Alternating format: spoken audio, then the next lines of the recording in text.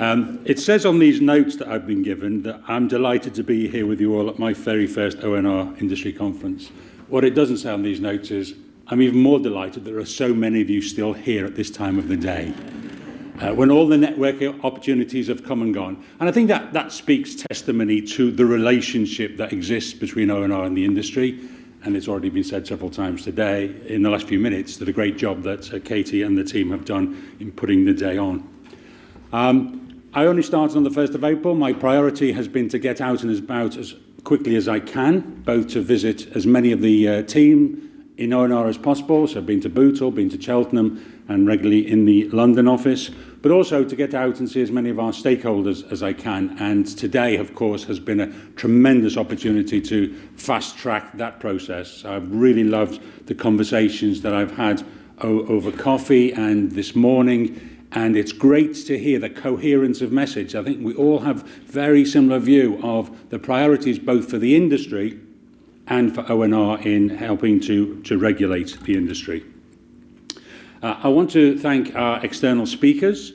First of all, Romina, thank you very much for coming over from Canada and being with us for these few days, and for today in particular. Loved your speech, loved the imagination of thinking about the Boeing example and how innovation there has maybe created a new challenge, and how you might cross-fertilise from one area to another. Love the press for the inclusion of women in the industry. As the father of 4 daughters and now 3 granddaughters, I'm all for opportunities for women in industry. So thank you very much, Rubina. It's been great to have representatives from both DWP, thank you, Jamie, and BASE with us today, and of course, Joanna spoke this morning. It was great to hear her give very specific examples of how you as an industry have ratcheted down risk over the last couple of years around moving exotics from Dounreay, bringing the chimney down. It's good to see that BASE recognises those clear examples, but also the work that's been done internally within ONR on the SSAC project on safeguarding. So good to know that they're on top of that. But just as good to hear from Joanna about her confidence that the white paper is still on its way, which I think we would all welcome, and that they are looking actively at funding models for new build, the RAB model in particular. So really, really heartening to hear that from Joanna this morning.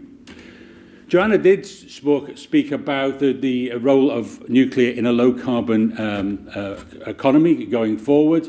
And to be honest, that's one of the reasons I applied for and accepted the post with ONR. I really believe in the role of the nuclear industry. What I didn't expect to see was some of the side benefits of the industry. And it first one struck me even before I'd taken on the role. I was listening to a program on Radio 4, and I think it was called The Biggest Hotel in Europe. I don't know if anybody heard it. And it's about the temporary accommodation or semi-permanent accommodation that's in place at Hinkley Point to accommodate all of the workers there. And it had the great potential to be a tremendous hatchet job of how this great big thing was coming in and spoiling the local environment. Actually, by the end of it, it was a really, really positive message, how locals saw the benefits of the work and that was being created in the area. So I thought that was a really good leading indicator that of the way the industry cooperates and works with its local community. But that was really reinforced on the trip to Barrow last week that Mark referred to earlier when we went to see BAE Systems. And we sat down, and the first 45 minutes of the presentation had nothing to do with the shipyard and everything to do with Barrow itself and the social indicators in Barrow and how BAE Systems runs the Multi-Academy Trust, runs 3 primary schools and a secondary school in Barrow, is instrumental in putting together a new health centre in one of the schools that is no longer being used. And this wasn't corporate and social responsibility as something we ought to do on a checklist. This was, these are our people and we really care for them. And it's that kind of thing that makes you really proud to work in an industry like this. So I think that's, that's really, really encouraging. Of course, I'd also like to thank Mark and Adrienne for their tremendous contribution today, both in terms of the talks they gave and the Q&A just now.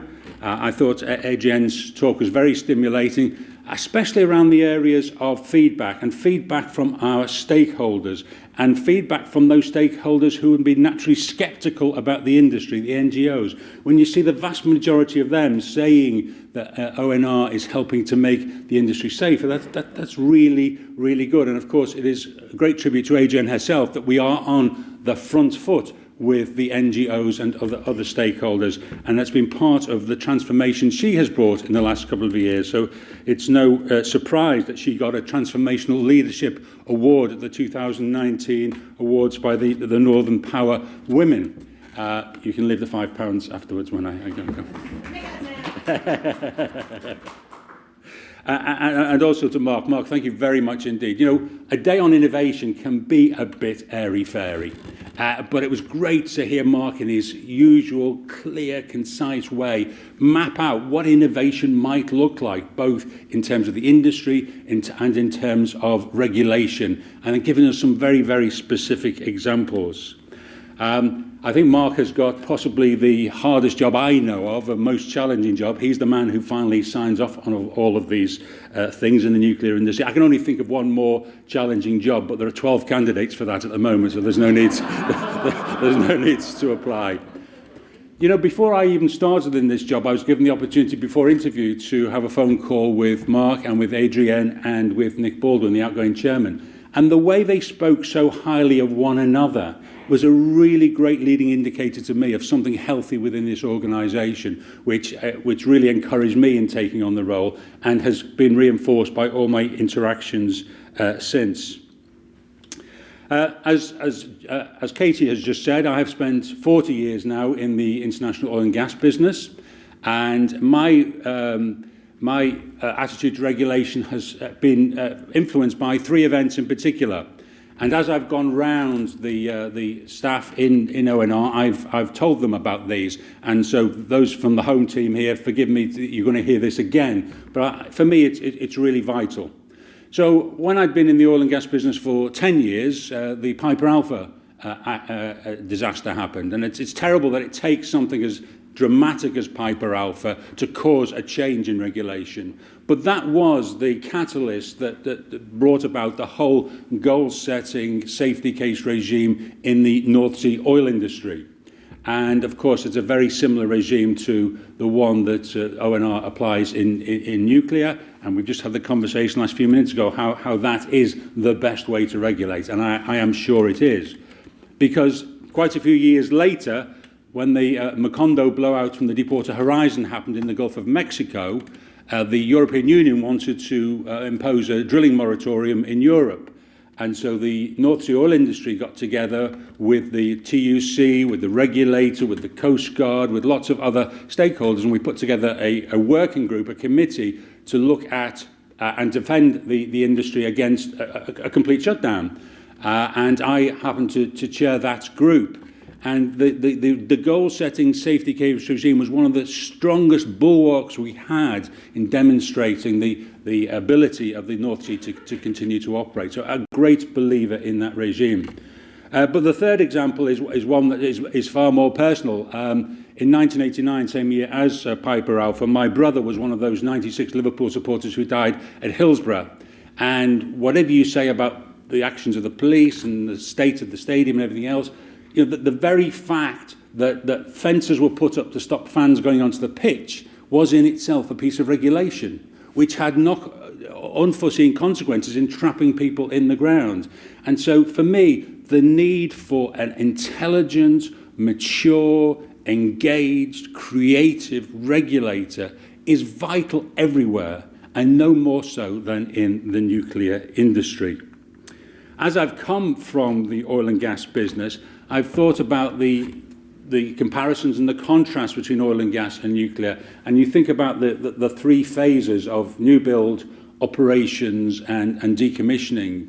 And in the new build phase, it's a lot of similarities, wanting to see certainty from government, for investors to come and make very large-scale investments that have a payout of a very long period of time. And again, I was pleased to hear the mention of the white paper from Joanna this morning. But also from a regulator's perspective, that the ONR is clear that we are here to help. If innovation will help with new build, we're here to facilitate that.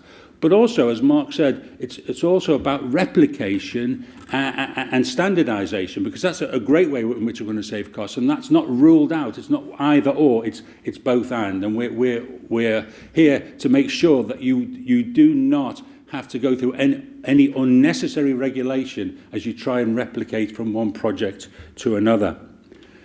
As you move into the operating phase, there has been very little mention today of obviously one of our greatest challenges at the moment around the graphite cracking in Hunterston B. But very, very similar challenges to the North Sea. An infrastructure that's beyond its original design life, has performed heroically until now and continues to perform, and is a major asset to the economy of the country. And we as a regulator obviously continue to be engaged, confident in working with industry to continue to keep production where it is safe to do so. And so another great example. And then the third phase, of course, is decommissioning. And I'm still active in the oil industry, in the decommissioning space, trying to bring some innovation into that and a new technology into offshore decommissioning. But I have to say, as I look at the decommissioning and waste disposal challenge of the nuclear industry, it is far more significant than even the North Sea. And here, again, the role of the ONR in being engaged with NDA and others in coming to solutions that help with an effective, a cost-effective and safe way of decommissioning and disposing of waste is vitally important. I've just been in ONR for a couple of months, and it's been a real joy. It's been great to see a group of people who really believe in what they're doing, see what they're doing as important and vital to the country, and are working together as a team. So I'm really pleased about that, and I hope from today we'll continue to be challenged by you in terms of how we can continue to develop as an organisation. And part of that process will be as we write our strategy for 2020 to 2025. And as you've sat around your tables today and engaged in discussion, we haven't just put that in as a filler to kill a couple of hours in the afternoon. That is vital input into our thinking internally as we develop that strategy over the next few months. So thank you. As I went around the tables and listened in on the conversations, they were animated, they were lively, they were robust, and we will be taking and using that information. It will not be wasted. So thank you again for your time and your attention today, and I look forward to seeing many of you over the coming months as I continue to go around. So thank you very much indeed.